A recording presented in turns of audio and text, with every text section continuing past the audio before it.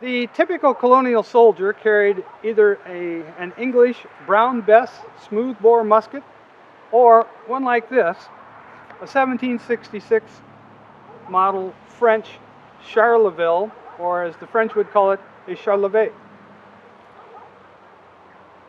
Prior to being armed by the British and the French, there were many gunsmiths, especially German gunsmiths, who existed in this country, and they would make custom-make muskets.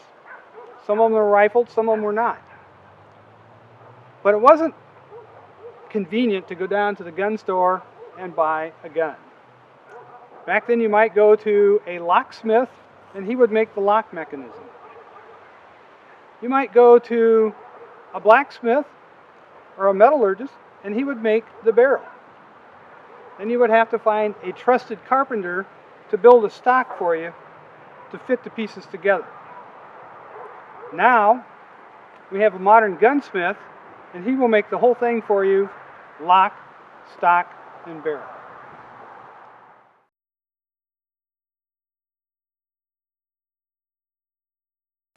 Black powder and modern day smokeless powder are quite different. Black powder is highly volatile compared to modern day smokeless powder, and what we're going to do is we're going to demonstrate the difference between the two powders. We're going to start off with the smokeless modern day powder. I'm going to put a little pile right here on this board, two little piles actually.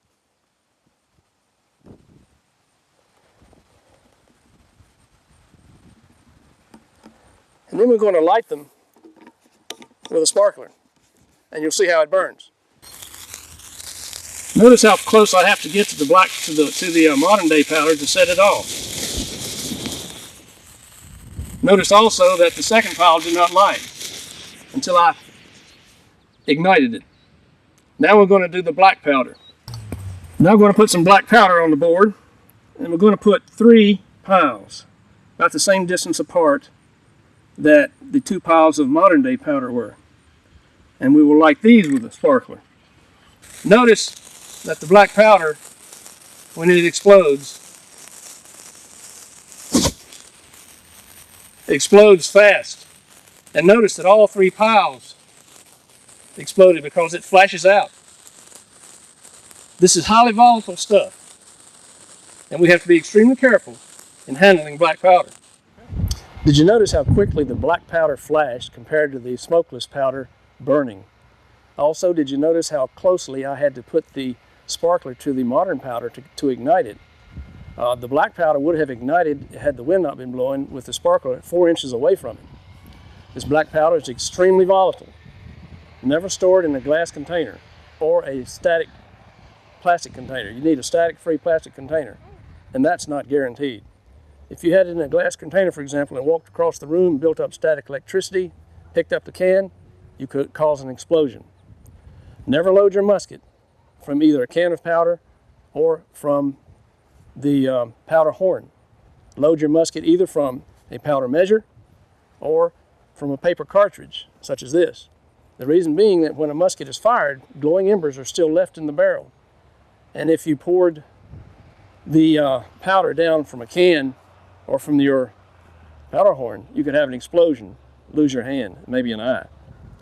This is very careful. The proper storage is in a metal container, inside a metal container lined with wood and locked. That's the safest way to store black powder. Next thing we're going to talk about is the loading and firing of the musket. First thing I'm going to do is I'm going to load the musket from a paper cartridge. I will use my opposing teeth to open the cartridge. You'll notice I'm pouring all the powder down the barrel. The reason is I'm using 2F powder, which is not good for priming powder. The next step is to prime the musket. So the first thing you do is half cock. But before I prime it, and maybe before you even come out to the area where you're going to do your shooting, you want to wipe the musket, frizzen, flint, down with an alcohol wipe, because skin oil on either could dampen your spark and lead to a misfire. So I remove the hammer stall, the frizzen cover. This is to prevent accidental firing. This is a safety feature. I wipe it down with the alcohol, under here as well, and the flint. Now, there are several things that cause misfires.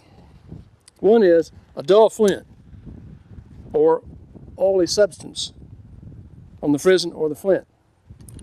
The flash hole, which is a little teeny hole in here, also, if it's plugged up, you'll have a misfire. So you pick the flash hole with this little pick to be sure it's clear. After you've loaded, the process: load, pick, prime. I'm now going to prime it with number 4F granulation, which works better as primer powder. You do not have to fill the pan up. And you want to be sure that you do not let the powder stack up against the flash hole, because it won't flash through the hole if you do, and you have a misfire. The next thing you do is close the frizzen. You're still at half cock. This is not a safety feature. You have to half cock it to prime it, but you want to be careful and be sure that the half cock, you can't release the trigger. Next thing you do is you'll probably be standing at advanced arms.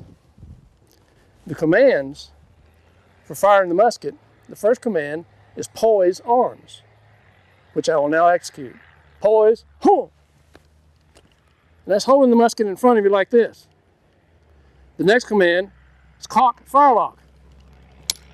The firelock is cocked. The next command is take aim. Take aim. You want to shoot at a 45-degree angle if you're doing a musket salute. The next command is fire. Once you've fired, make sure that you have had ignition. If not, keep your musket pointed away from people if you had a misfire.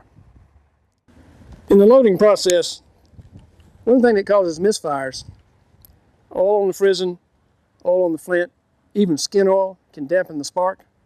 So before you go out for a musket firing, the best thing to do is to wipe the frizzen and the flint with alcohol, which dries very quickly, to remove any residue of oil. What we have here is a frizzen cover. This is a safety feature. The frizzen cover will prevent, obviously, an accidental discharge. Half cock is not a safety feature. You have to half cock to load. The process is load, pick, prime. We're now going to pick the little flash hole to be sure that it's clear.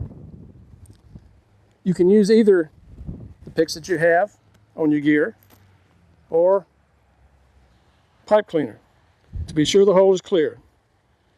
Just run her in and out once. Next thing we'll do is we prime. I'm priming with 4F powder from a priming horn. Then we close the frizzen cover. Be sure that the priming powder is not stacked up against the flash hole. If that happens, it won't flash through and ignite the powder inside the bore. Now, I have no powder in the bore, but we're going to show you the spark.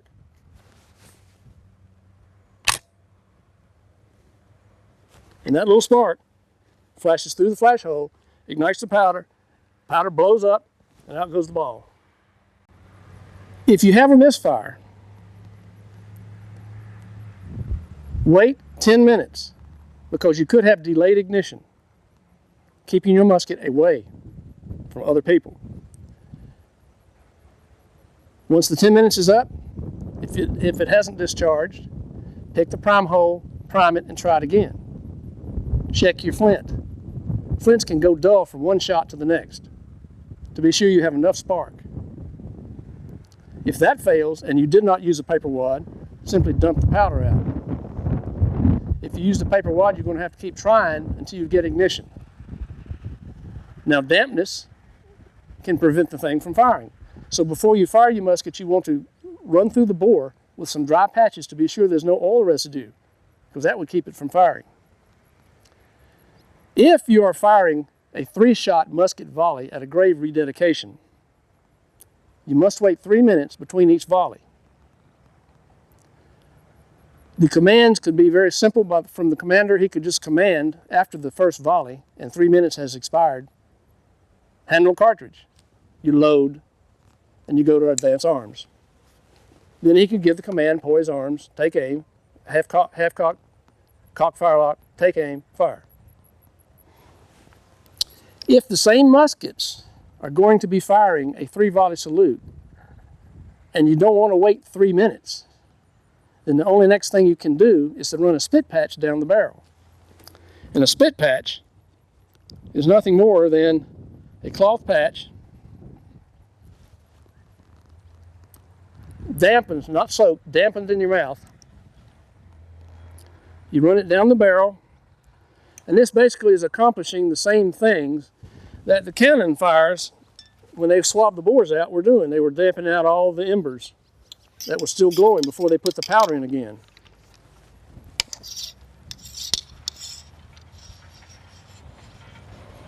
The spit patch will dampen out any glowing embers you had left. See how much residue is inside that? And boy, it stinks. A flintlock musket actually has 2 powder charges. It goes off twice after the trigger's pulled. The first is a small charge in what's called the pan. The second ignites the main charge inside the bore, the barrel, which propels the musket ball out the end. In the excitement of battle, it's not that unusual, and it happened quite often that they would misfire because of a false. They would misfire because of a lack of a sufficient spark, or they may not have charged the barrel, and it simply went off with a little flash in the pan, and it did no good. Or they may have gone off with the weapon cocked part way, and it wouldn't fire at all because they went off half cocked.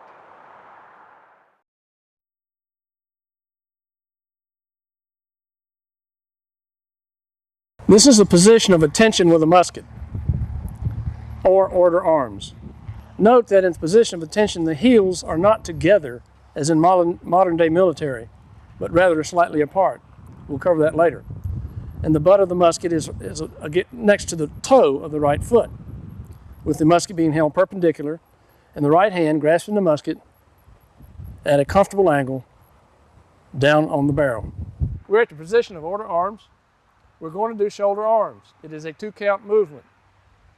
Detailed by the numbers. Shoulder arms. Ready? 1.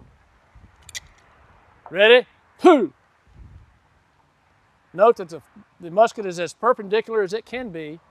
The stock is up against the thigh. You can feel it against your thigh. All right, the next movement will be present arms from shoulder arms. A 3-count movement, the first 2 of which are poise arms. Detailed by the numbers, present arms. Ready? 1. Ready? 2. Ready? 3.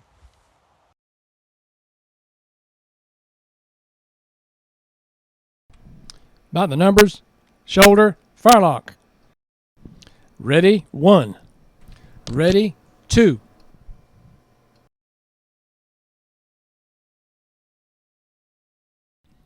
This is a 4-count movement.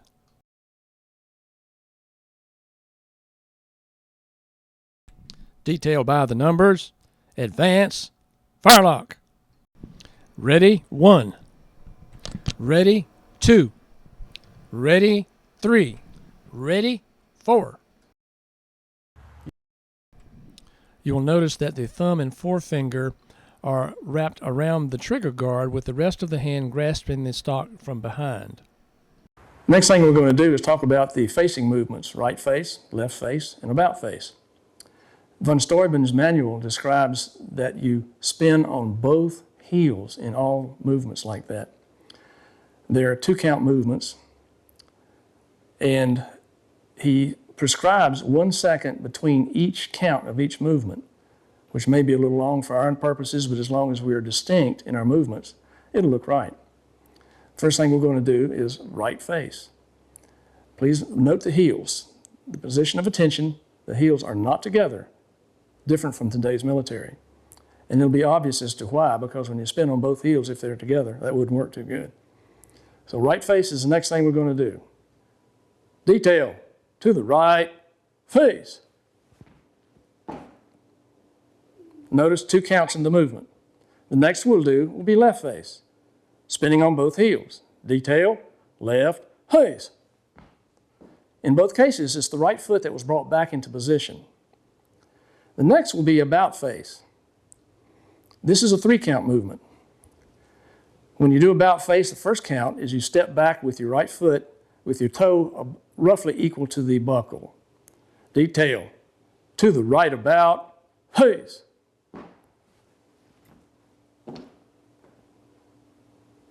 I'll do it one more time. Detail, to the right about, face. Von Steuben also mentions in his manual, when you do this particular movement, you grab the cartridge case to keep it from swinging out. That's part of the first movement. We're now going to do the marching movements. Column right, column left, right oblique, and left oblique. The command is given on the foot opposite the pivot foot. In other words, for column right, the command is given to execute is given on the right foot. And you take one more step with the left foot and pivot on the left foot. For column left, the command is given on the left foot. And you take one step with the right foot and pivot on that step. We'll demonstrate. We'll be marching in place for the purposes of this demonstration. Detail, forward, halt, left, left. You always start off on the left foot when you're marching. Left, column right, halt, left, left, left, left, column left, halt, left, left, left, detail, halt. 2-count movement, command halt. It can be given on either foot. When marching, if you find yourself out of step, a short little skip step will get you right back into step. I will demonstrate. Forward, march, left. I'm now going to march out of step. Left, left, left, left, left, left, left, left, left. Short skip step will get you right back into step. In marching, it's harder for tall people to stay in step because their length of stride is longer than the average person. Von Steuben specifies a 24-inch stride and I think around 74 counts or steps per minute, which is a little slow for marching. In marching, we have to keep up with the pace of the parade and the commander, so he dictates the marching pace. The military salute goes back several centuries. There are a couple different theories as to how it originated, but we know that the knights of old, as they approached each other, if they were friendly, they would lift their visor. Others would hold their hand up because an exposed hand shows they weren't carrying a weapon. The colonial troops at the time, at the beginning of the Revolution, a typical salute was a gentlemanly removal of the hand. As the war progressed, it might just be touching one's hat, and eventually it evolved into the typical military salute.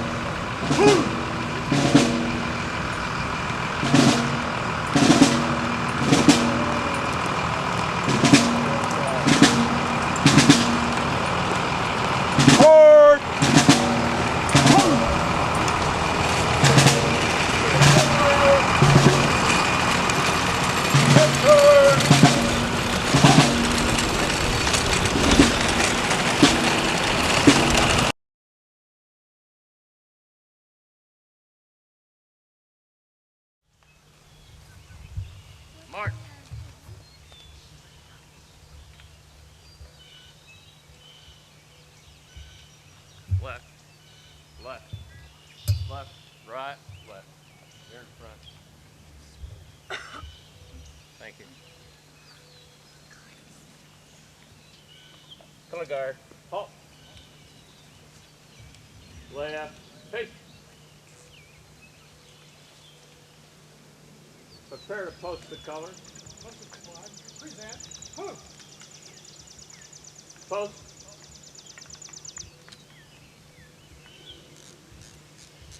Stand at attention. Must fly. Color guard. Attention. Right. By the half step, forward.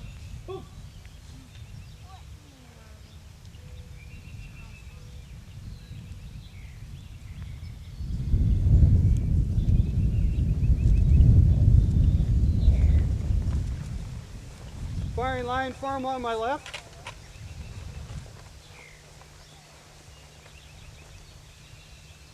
Hold. Half face to the right. Port arms.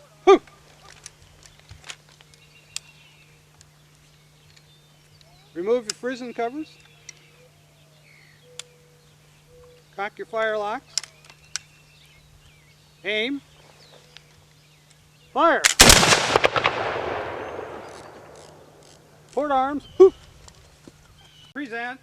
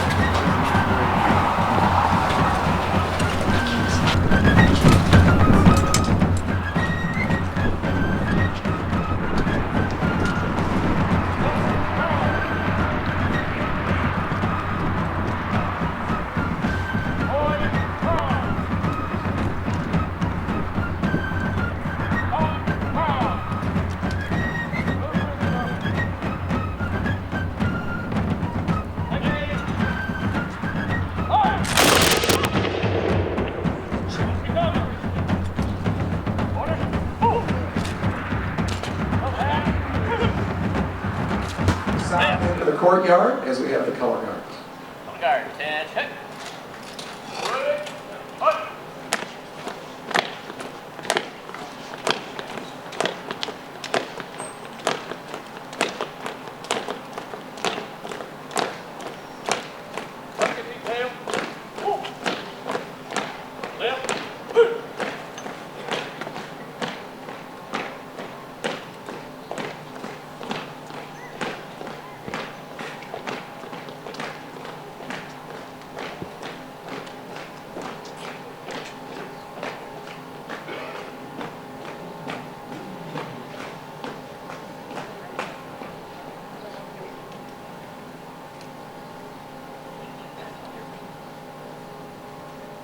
Prepare to load. Move. Handle. Cartridge.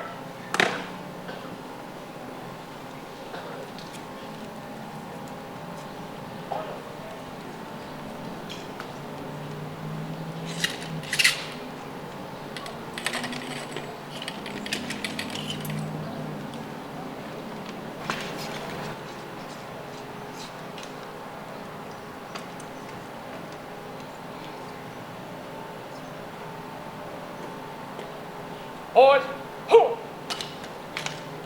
Cock, fire line. Take aim. Fire! Recover. Present. Who?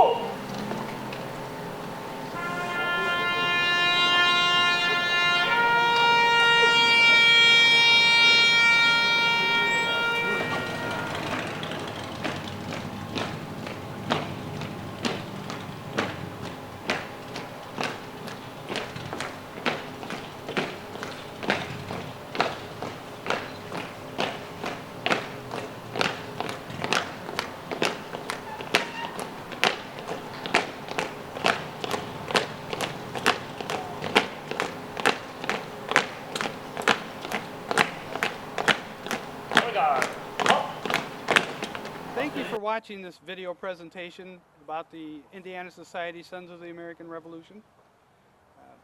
Hopefully you found it interesting and informative. The manual of arms used was von Steuben's 1778 issue, first used to teach the troops at Valley Forge.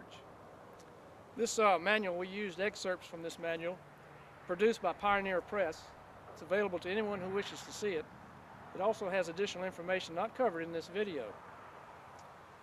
If you're watching this video, you're either a member of the Sons of the American Revolution or you're a potential member. The Sons of the American Revolution is a hereditary society, and we seek to proliferate the ideals that this country was founded upon. If you're interested in membership or in other additional information, please see our website at www.inssar.org. Thank you. Click on the Color Guard link and you'll see all of the activities that we have coming up and that we have performed during the year and previous years, and also other information that would be useful for Color Guard units.